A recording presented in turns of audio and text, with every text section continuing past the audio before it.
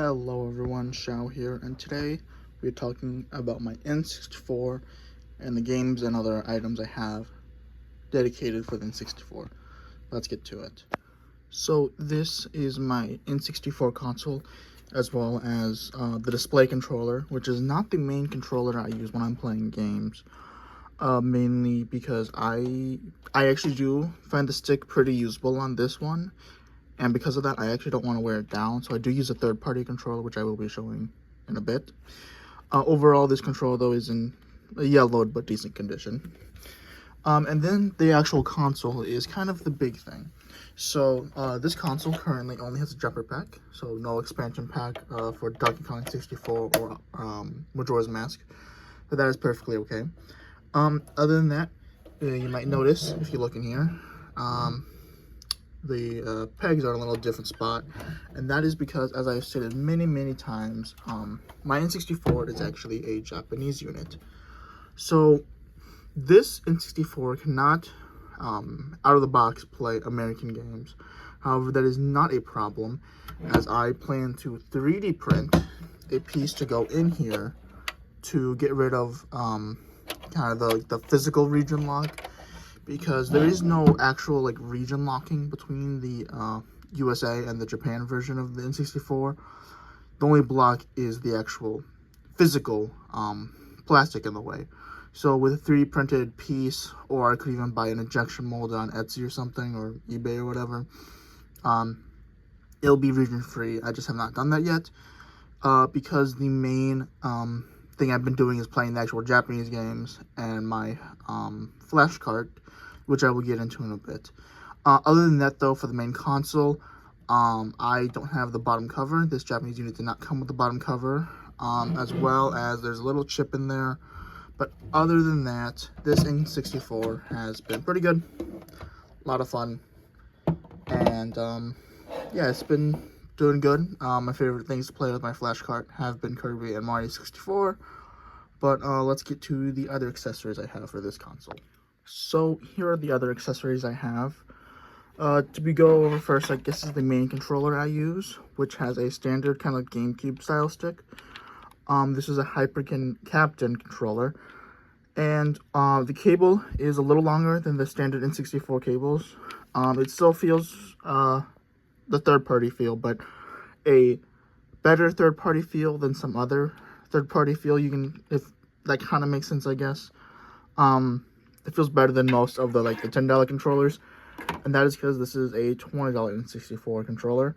And while yes, I can buy OEM controllers that are used, and they will function probably better, I don't want to wear down the OEM ones when I'm playing single-player games, because I'm fine with using my OEM controllers when I'm playing multiplayer. I'm not just going to buy 4 of these and leave my other ones just to sit.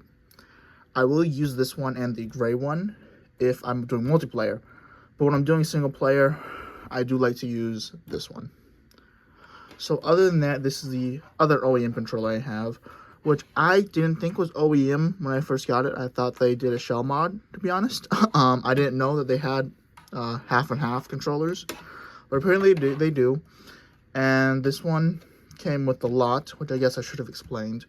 I had a lot I bought with the gray controller, this controller, these cables, and the actual console, and a couple games. Now, these cables are nothing special. This is actually a third-party Hori cable for AV. And this is a power adapter that is actually technically for the Japanese electric system. So this does actually work in an American outlet. However, because if you read here, 100-volt AC is what it's designed for, the American outlets actually put 120 volts AC through this. So that actually generates a little extra heat on the actual power adapter and will eventually break the power adapter from overuse or overstrain. However, I've only owned this N64 for about 2 weeks now, maybe 3 weeks, and I'm not using it for many hours and hours on end, so it hasn't been a problem, and I do plan to actually get a American power adapter down the road. This is a temporary solution right now. It's just to get by, which is also why I'm not putting that many hours in Mario or any of these other games, but I do have a way to power my N64 while I wait to purchase a US OEM power adapter.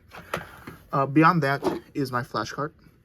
This doesn't have a sticker on it. Thankfully, the AliExpress seller did not pre-apply the stickers because, again, I don't like stickers on my flashcards. And this is a Summer Kart 64. These are, as far as I understand online, very similar to the EverDrive X5 or 7s, something like that. It does have a USB port for debugging or something like that, or development things, as well as a standard micro SD card slot. If you notice here, the back does look different than American and Japanese ones, and that's because it's designed to fit in either console cutouts. And other than that, there isn't really much to say about the Summer Kart 64. It loads the ROMs, it plays fine. I'm mostly using it for Mario 64 and Kirby 64, which I know are very cheap games, and I could have bought without having to actually buy the Summer Kart. But I decided to buy the Summer Kart just to try other games, and eventually buy those other games when I decide to. Same thing with Mario 64 and Kirby 64. However, I did not want to buy the Summer Kart, Mario, and Kirby all at once, so I decided to buy just the Summer Kart, play Kirby, play Mario, have my fun with them while I save up and wait for Mario 64 and Kirby. Other than that, that is pretty much the main accessories. Let's get to the actual games. So here are the N64 games I do own, which all of them are Japanese. The first one is Mario Kart 64. This is actually fully playable. You don't need to know Japanese to play the Mario Kart games ever. So I actually do use this when I'm playing Mario Kart on the N64. I don't bother doing the flash cart, and that is also because this cartridge actually has mirror mode unlocked. The previous owner apparently unlocked mirror mode, and so I'm like, might as well just play the Japanese one. It's got mirror mode already. I don't have to do any weird save changes or whatever on the Summer Kart. I just pop this in and play Mario Kart 64 that way. So, a lot of fun there.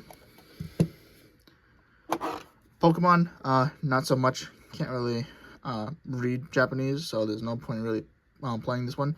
But this is Pokemon Stadium Gold and Silver.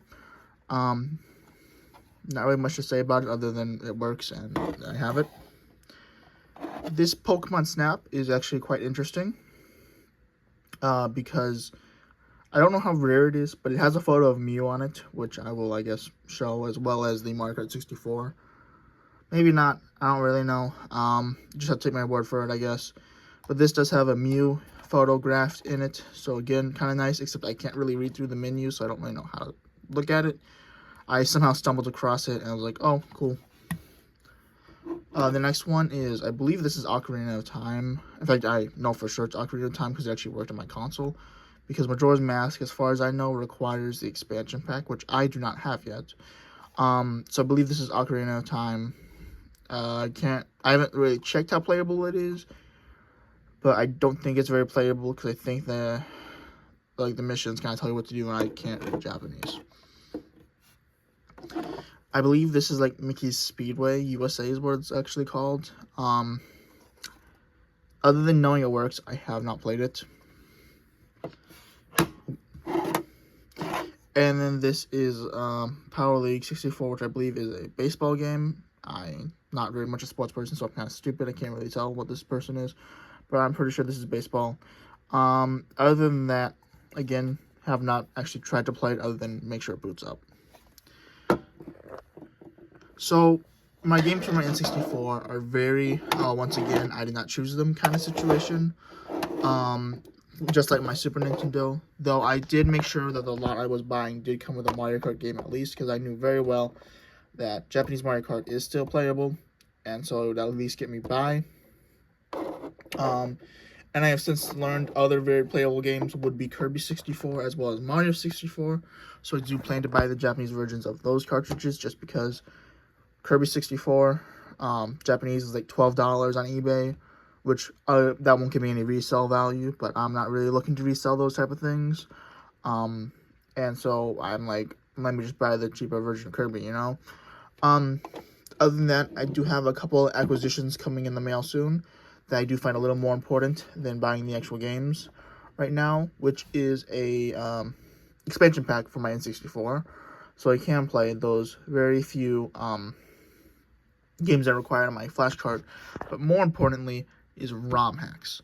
ROM hacks on the N64, most of them do not work on the actual console to begin with, which sucks, but the ones that do work on the console almost always require the expansion pack, which is why I'm hoping in a couple of videos from now, I'll be able to make a video of a couple ROM hacks that I found off multiple people's lists. So it won't be my original list or anything, but ROM hacks that I found were interesting and wanted to try, and I want to showcase.